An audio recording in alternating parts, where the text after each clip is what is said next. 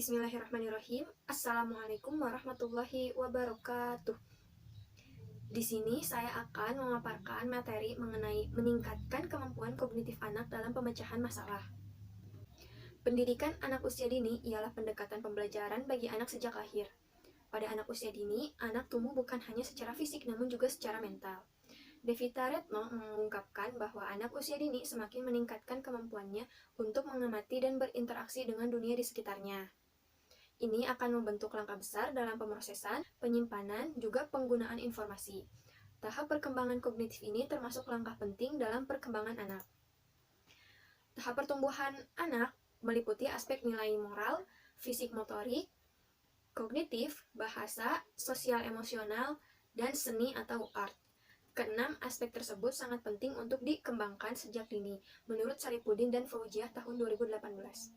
Salah satu aspek yang dikembangkan adalah aspek kognitif. Kognitif adalah proses berpikir, yaitu kemampuan individu untuk menghubungkan, menilai, dan mempertimbangkan suatu peristiwa, menurut Sugiono tahun 2011. Kemampuan kognitif adalah potensi untuk mengumpulkan dan menggunakan keahlian agar dapat memecahkan masalah dan beradaptasi dengan lingkungan, menurut Knobloch dan Woolfolk Hoy 2008. Perkembangan kognitif merupakan dasar bagi kemampuan anak untuk berpikir, berkreativitas, dan berkarya. Kognitif memiliki peran penting sebagai keberhasilan anak dalam mengenal yang selalu dikaitkan dengan masalah mengingat dan berpikir. Strategi pembelajaran yang dapat dilakukan untuk mengembangkan kemampuan kognitif anak salah satunya yaitu menggunakan strategi pemecahan masalah. Upaya yang dilakukan untuk pemecahan masalah yaitu penggunaan media bermain yang aktif dan imajinatif seperti maze, bermain Lego, bermain peran, dan lainnya. Di sini saya menggunakan permainan maze. Permainan maze atau permainan labirin dapat diartikan sebagai permainan dengan jalan berliku yang bertujuan untuk menentukan jalur yang tepat dalam mencapai tujuan yang ditetapkan. Strategi pemecahan masalah adalah suatu teknik di mana masalah digunakan secara langsung sebagai alat untuk membantu anak memahami pelajaran yang sedang mereka pelajari.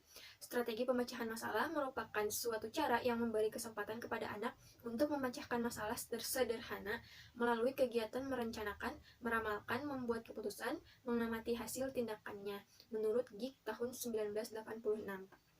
Olia tahun 1945 mengemukakan 4 langkah cara yang dapat dilakukan dalam memecahkan suatu masalah. Yang pertama yaitu memahami masalah, yang kedua merencanakan pemecahan masalah, yang ketiga melaksanakan perhitungan, dan yang keempat memeriksa kembali proses dan hasilnya.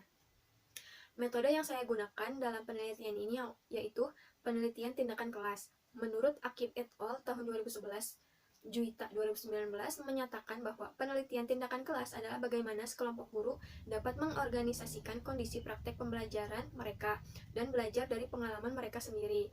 Subjek penelitiannya yaitu siswa TKB PAPS Zahwa yang berjumlah 19 siswa, yang terdiri dari 5 siswa perempuan dan 14 siswa laki-laki. Teknik pengumpulan data dari penelitian ini yaitu teknik observasi. Teknik observasi dilakukan untuk mengetahui perkembangan kemampuan kognitif melalui pemecahan masalah menggunakan permainan maze. Tahap pertama yang digunakan yaitu 1. Setiap anak diberikan majalah yang sudah terdapat gambar maze di dalamnya. Kedua, anak diperintahkan untuk mengeluarkan alat mewarnai seperti krayon atau pensil warna. Ketiga, setelah semua anak menyiapkan peralatannya, guru memberikan arahan kepada anak untuk melihat gambar maze yang sudah diberikan. Keempat, guru menceritakan gambar maze yang disediakan agar anak mudah untuk menemukan jalannya.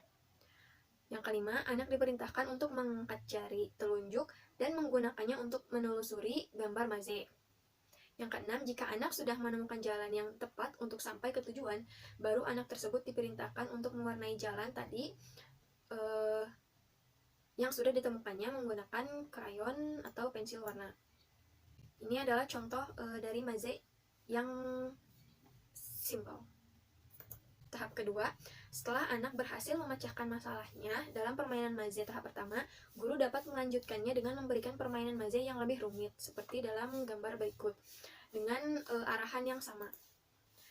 Hasil dari penelitian kali ini, dari 19 siswa yang mengerjakan permainan maze, rata-rata semua anak dapat memecahkan masalahnya dengan permainan maze tersebut. Seluruh anak merasa senang ketika mereka berhasil menemukan jalan yang tepat dari gambar maze yang sudah diberikan.